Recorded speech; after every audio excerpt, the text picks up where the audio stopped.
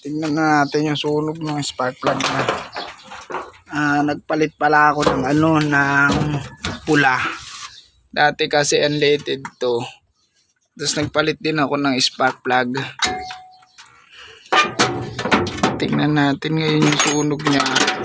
Siguro mga simula nagpalit ako ng pula, mga ilang araw, mga 3 araw yata na biyahe o 2. Tapos mga boss, yung spark plug ko hela. Tapos nag-adjust ulit ako ng ere. Dati 3.5. Kaso ang lakas sa gastos, parang di nagbabago yung kulay ng ere niya. Kaya ang ginawa ko, di ko na binaklas ko lang. Binawasan ko lang ng pasara ng kalahati. Bali yung mga nagawa ko dyan, naglalaro lang sa 3 turns. Yung ere ko. Air mixture ko. Tingnan natin ngayon mga boss Ito ako na sa inyo.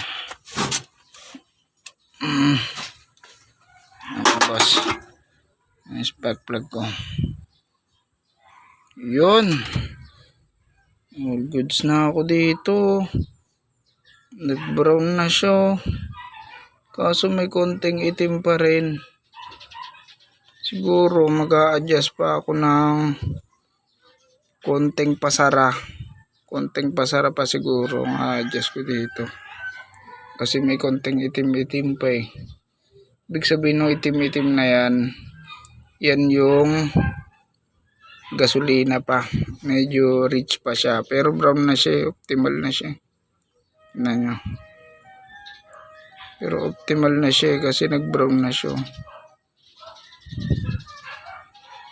Pero dapat yan mas brown pa eh.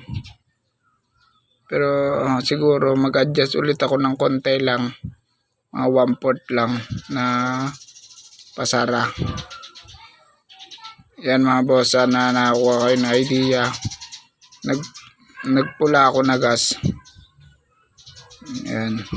Naging brown yung sunog yan. Tapos 3 turns. Yun. Balik ko na to. Okay na to.